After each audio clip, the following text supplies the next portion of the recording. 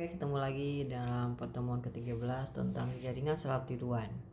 Pada pertemuan kali ini kita akan membahas tentang algoritma atau arsitektur dari Hopfield District. Nah, ini termasuk juga sebagai kelompok unsupervised learning.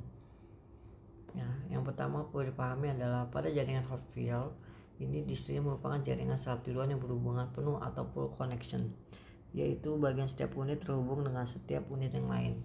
Nah, jaringan ini juga memiliki bobot yang simetris. Jadi nanti ada bobot simetris pada jaringan Hopfield. Setiap unit tidak memiliki hubungan dengan dirinya sendiri. Secara matematika halnya akan memiliki W sama IJ sama dengan W JI. Nah, untuk nilai I tidak sama dengan J, W I-nya ada 0, untuk I-nya adalah sama dengan J.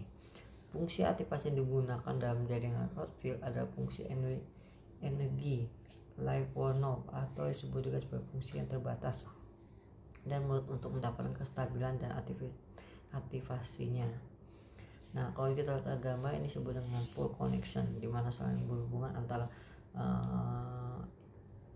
jalur yang dilewatin atau antara setiap node yang ada itu sama. Nah, ini parametrik di kepadangan karena di sini ada 6, maka metriknya seperti ini. Seandainya dia hanya menggunakan 3, berarti hanya W12, W13, W12 dan W21 sama 0 kalau 2 nilai neuronnya. Tapi karena 6 maka kita dapat 0,12, W13, W14, W15 dan 16.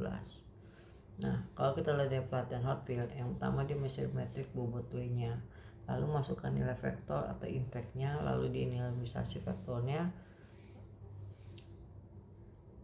lalu dilakukan dan mulai selanjutnya dengan counter I sama dengan 1, lalu dilakukan inverse tidak sama dengan outverse-nya, atau lakukan juga 4 sampai 7 langkah yang tadi sampai pada masa dasar menjadi 1.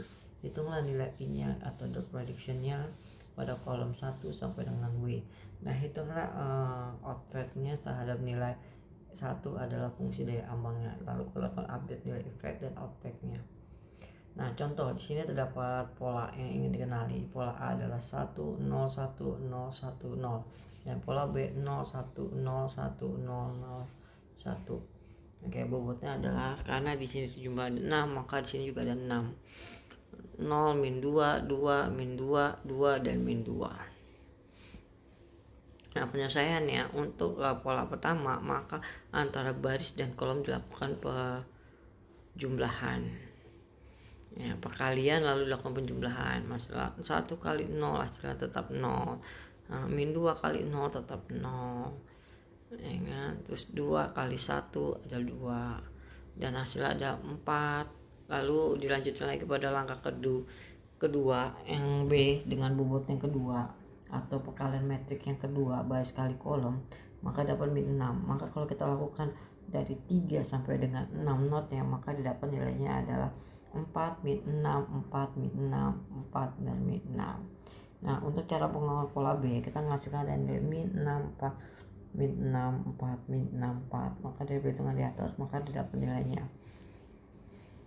Nah, untuk mengenal pola C, kita dengan pola A dan mengalami distorsi atau aktivasi node 1 sampai 6 menghasilkan 2 min 4, 2 min 4 dan 4 dan min 2. Maka output 1 0 1 0 1 0 mengenali pola D dianggap sebagai citra B yang mengalami distorsi sebagai dengan pola D.